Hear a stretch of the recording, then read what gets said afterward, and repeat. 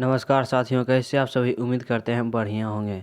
अगर आप भी जीके पढ़ लिए हैं और आप टेस्ट देना चाहते हैं तो आपका स्वागत है इस T20 सीरीज़ में। T20 सीरीज़ यानी T20 टेस्ट सीरीज़।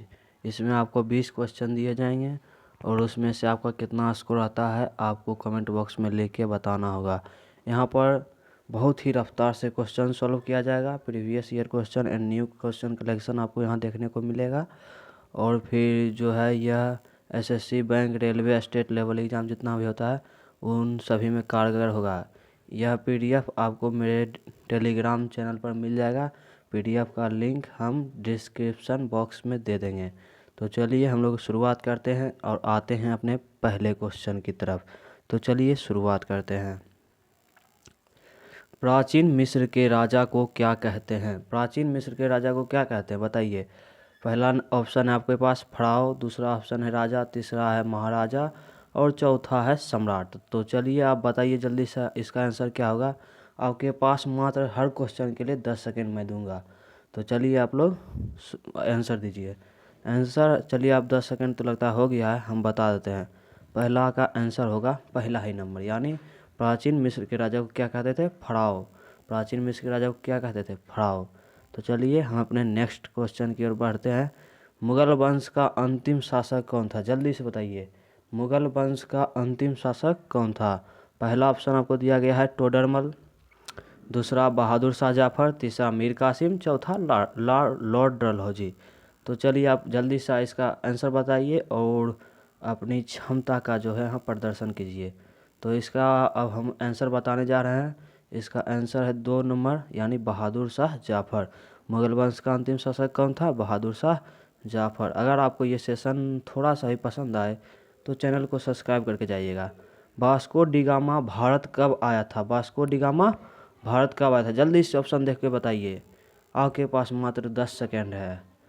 चलिए 10 सेकेंड यहाँ पर समाप्त होता हुआ और हम आपको बताते हैं। इसका आंसर होगा number 1, 1498। 1498 is a correct option. Pluto ग्रह को किस वर्ष ग्रहों की सूची से हटा दिया गया है? प्लूटो को किस वर्ष ग्रहों की सूची से हटा दिया गया है? जल्दी से बताइए।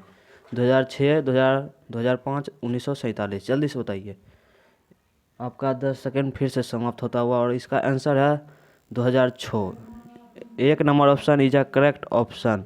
चलिए हम लोग अपने अगले क्वेश्चन की ओर बढ़ते हैं। पृथ्वी के भूपृष्ठ की मोटाई क्या है? जल्दी से बताइए। पृथ्वी के भूपृष्ठ की लगभग मोटाई क्या है? जल्दी से बताइए। 30 किलोमीटर, 20 किलोमीटर या फिर कितना यार, सॉरी 44 किलोमीटर या 35 किलोमीटर? जल्दी से बताइए। पृथ्वी के भूपृष्ठ की लगभग मोटाई क्या है? चलिए हम बताते हैं 35 kilometre. 4 number option is a correct option. चलिए अगला क्वेश्चन आपके सामने। बिहू किस राज्य में मनाया जाता है? जल्दी से बताइए। बिहू किस राज्य में मनाया जाता है? जैसे बिहार में छठ या फिर कई जगहों पर बहुत सारे जो है अपने अपने राज्य के मुख्य मुख्य त्यौहार होते हैं। वैसे ही बिहू जो है असम राज्य का एक मुख्य त्यौहार है।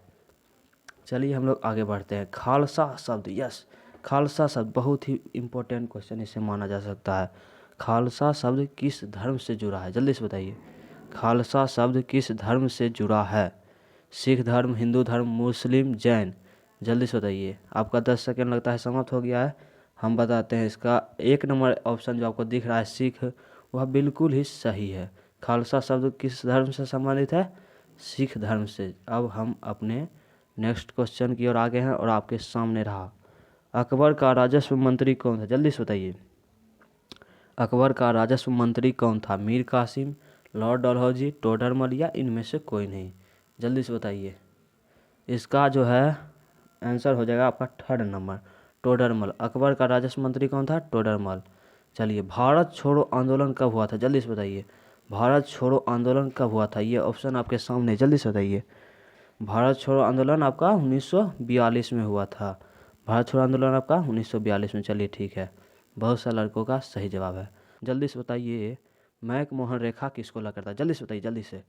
मैक मोहन रेखा किसको अलग करता है? चीन और अफगानिस्तान या नेपाल और भारत या भारत और चीन या भारत और पाकिस्तान?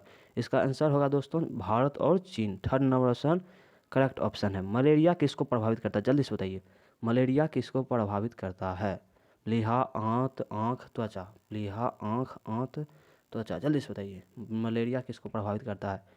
आपका 10 सेकेंड समाप्त होता हुआ और यहाँ पर इसका आंसर होगा प्लीहा।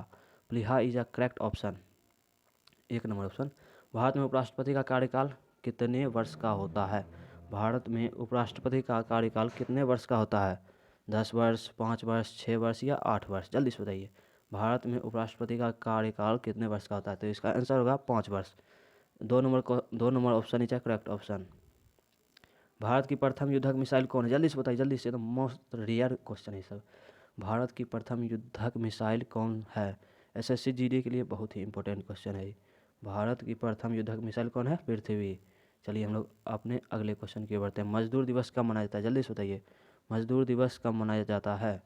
1 मई, 14 जनवरी, 8 अगस्त या 29 फरवरी, जल्दी से बताइए। सॉरी ये क्या हो गया यार, रुकिए, थोड़ा सा छोटा क्वेश्चन कर लेते हैं। हाँ चलिए बताइए मजदूर दिवस कब मनाया जाता है? 1 मई, 14 जनवरी, 8 अगस्त या 29 फरवरी, जल्दी से बताइए। इसका आंसर होगा दोस्तों 1 नंबर क्वेश्चन, 1 नंबर ऑप्शन यानी 1 मई।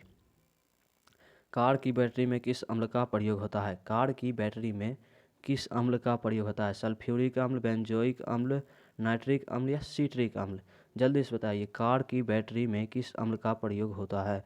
1 number option is a correct option यानी सल्फ्यूरिक अम्ल होता है दोस्तों। चलिए हम लोग आगे बढ़ते हैं। विद्युत चूल्हों का तत्व किसका बना होता है? विद्युत चूल्हों का तत्व किसका बना होता है? नाइक्रोम का बना होता है दोस्तों। विद्युत चूल्हों का तत्व किसका बना होता है? यानी नाइक्रोम का। अब हम लोग अंतिम क्वेश्चन के जैसे जैसे भाग रहे हैं वैसे वैसे हम लोग थोड़ा स्पीड करने का कोशिश करेंगे।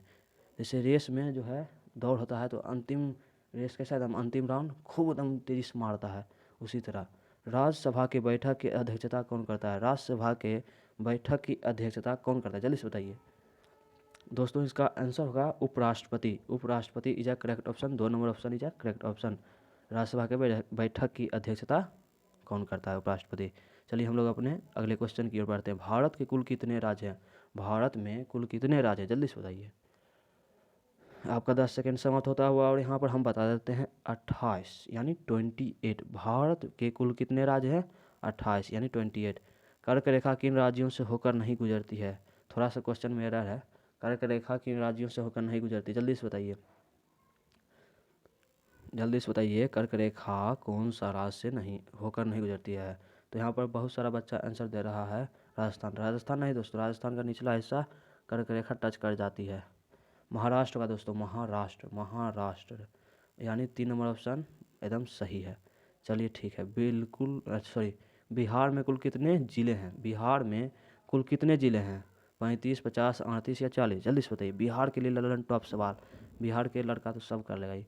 बिहार में कुल कितने ज़िले हैं? बिहार में कुल 38 ज़िले हैं दोस्तों, 38। अगर आपको थोड़ा सा भी ये सेशन अच्छा लगा तो सब्सक्राइब के साथ साथ शेयर और कमेंट तो आप बताइए कीजिएगा कि कितना आपका स्कोर रहा और हमारा क्वेश्चन का लेवल कैसा रहा, क्या आपको पसंद आया या नहीं आया, ये सब कमेंट बॉक्स में लिखिए और हम